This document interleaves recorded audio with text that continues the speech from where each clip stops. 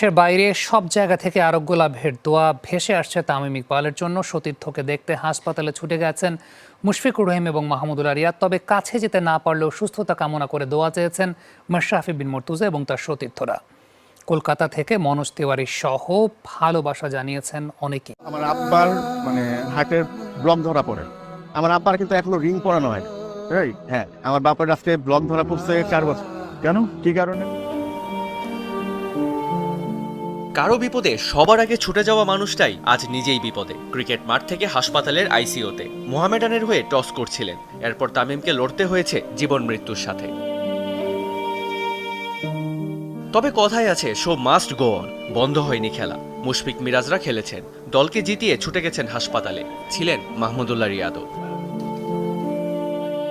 তবে একজনের ছুটে যাবার পথ নেই। তামিমের সবচেয়ে কাছের মানুষ মাশরাফির হৃদয় ভেঙেছে। হয়তো কাঁদছিলেন সবাই।